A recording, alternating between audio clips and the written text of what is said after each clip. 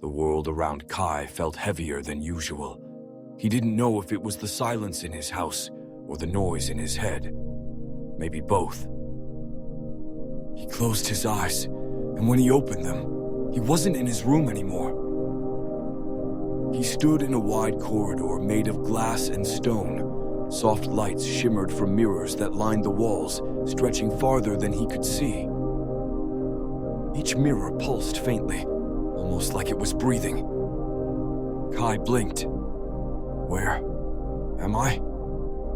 A voice echoed gently, not from outside, but from within. You've entered the Hall of Mirrors. This place shows not how the world sees you, but how you see yourself. Am I dreaming? Or maybe this is a place my feelings go when they get too big to hold. Kai stepped through the mirror and felt the air shift. It wasn't cold, but it sent a ripple down his spine, like walking into a memory. The ground beneath him looked like glass, yet it didn't crack under his feet. Above, the sky shimmered. Not blue, not gray, but something in between. From the mist, a tall figure emerged. He had silver-streaked hair pulled back behind his shoulders, and his robes moved like slow smoke, woven with starlight and shadow. His eyes were steady, not sharp, like he'd seen every emotion and never looked away. You're Kai, the man said, voice low and calm, like thunder that comforts instead of frightens. I'm the keeper of the mind. Everything you feel, fear, or forget lives here, and I've been waiting. Kai took a step back. Inside me? He asked. The keeper nodded. This place is your inner world. It holds your memories, beliefs, and the stories you tell yourself, true or not. The room pulsed with a slow glow. Shapes formed in the air, floating doors, each made of something different. One of fire, one of ice, one covered in mirrors. Some doors lead to strength, said the keeper, others to wounds. But all are worth knowing, especially the ones that scare you. He knows me, not just my name. He knows the thoughts I argue with, the fears I never speak out loud. You've come here because part of you is ready, he said, placing a glowing crystal into Kai's hand. This will help you see clearly, not just what happened, but how it shaped you. Kai's hand tightened around the crystal. It hummed softly, like it recognized his heartbeat. But I'm not sure I'm ready, Kai whispered. The keeper smiled. No one ever is, but healing doesn't wait for certainty. It begins with curiosity. He gestured to the doors. Which part of yourself would you like to meet first?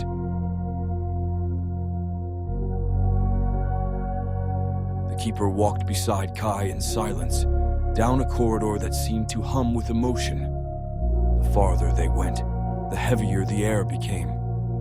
Shadows danced across the smooth black walls, and every step echoed like a memory calling out. At the end of the hall stood a tall, red door. Its surface was rough, carved with jagged lines that pulsed like veins. The handle looked like a flame, and the heat around it buzzed faintly, though the air felt oddly cold, like something inside had frozen long ago. The keeper stopped. This, he said softly, is the door of anger. Kai hesitated, his jaw clenched without him realizing. His hands were already fists. I don't like that feeling, he whispered. The keeper nodded. No one does at first. But anger isn't the enemy, Kai. It shows up when something hurts, when a boundary has been crossed or a wound has been ignored. Kai stared at the door. Part of him wanted to walk away. Another part, deeper, knew he couldn't. The keeper placed a hand on the door, not to open it, but to honor it.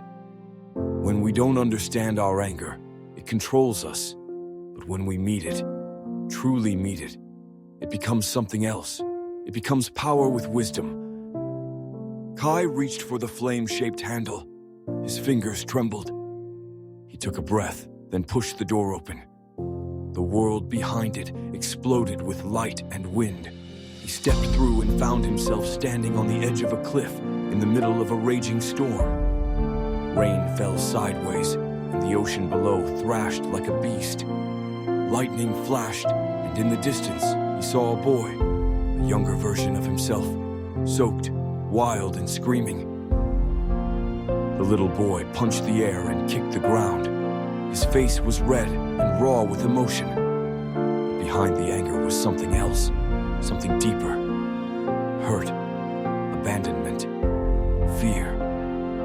Kai's breath caught. He remembered this moment. The day someone he loved left. The day his room became too quiet. The day he broke things just to feel something. The keeper's voice echoed, though he was nowhere in sight. Go to him. Kai stepped forward. The storm didn't stop him this time. He knelt in front of the younger version of himself. The boy flinched at first, but Kai didn't speak. He just looked, gently, with compassion. Then he whispered, I remember how bad it hurt. You were angry because you didn't know how to say, please don't leave me. The little boy's fists loosened, his eyes filled with tears. Kai opened his arms. You weren't wrong to feel that way, he said. You were just alone. The boy stepped into the hug and held on tight, like he'd been waiting for someone to understand.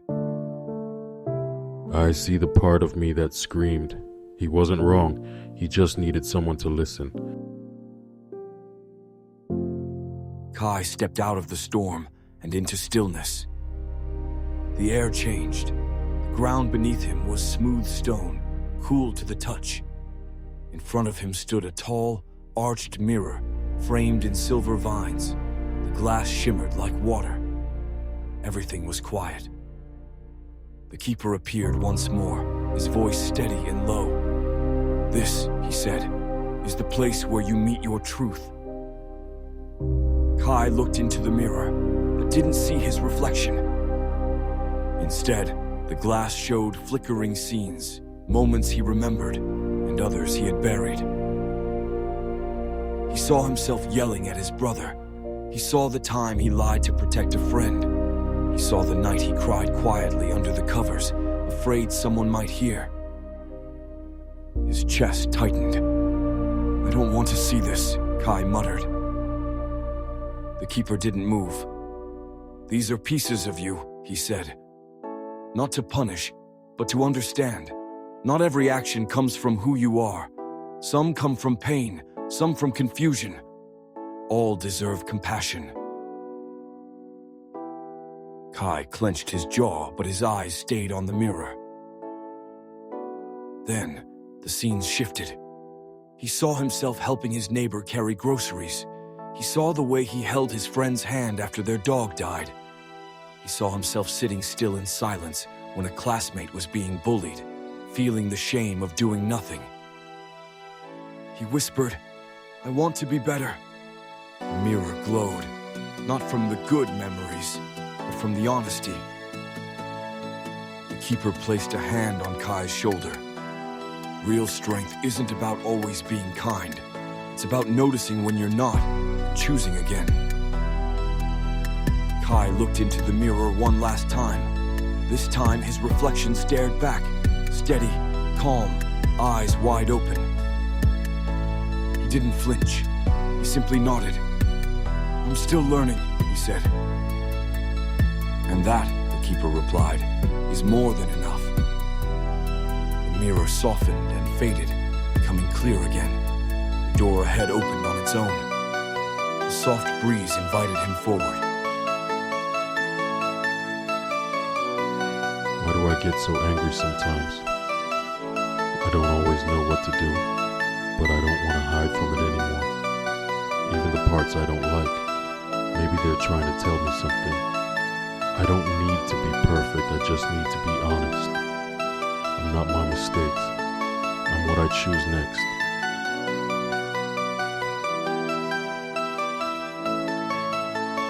As Kai stepped through the hidden doorway, he found himself in a vast garden, unlike anything he'd seen. It pulsed with quiet energy. Some plants glowed, others trembled. One snapped shut as he walked by, another opened, curious. The keeper stood beside a tall tree with leaves that shimmered like silver. "This," he said, "is the garden of reactions. Every plant here grew from a moment, a feeling, a choice."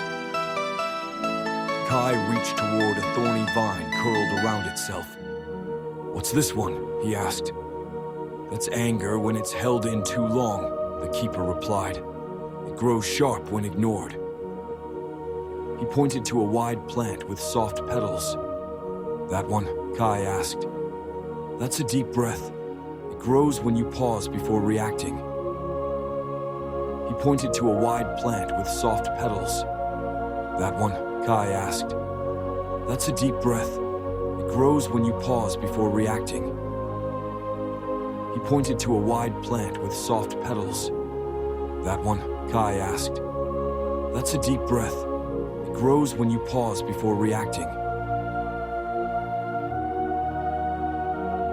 My reactions don't just happen. I choose them.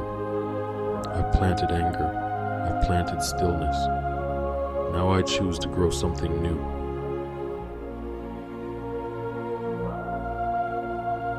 As night deepened, a path of stardust formed beneath Kai's feet. The keeper walked beside him in silence. No lessons now, just presence. They came to the center stone, a large, smooth crystal rising from the earth, pulsing with a quiet inner light. It reflected not just Kai's face, but his entire journey. The keeper spoke gently. "You've met your shadows. You've tended your garden. And now you see, you're not broken. You're becoming." Kai stepped forward and touched the stone. Images from the mirror room, the reaction garden, and the breath gate shimmered across its surface, then dissolved into light. He felt it in his chest, the stormy feelings, the questions, the strength it took to sit with all of it. And in that stillness, a quiet truth bloomed. It's okay to feel everything. I don't have to fight my emotions. I can understand them. Even when I struggle, I'm growing. I'm not alone. I belong. The stars above shifted into gentle patterns, like a map Kai could carry home. He turned back toward the open gate, his hand resting briefly on the keeper's shoulder. No words were needed. His heart had changed shape.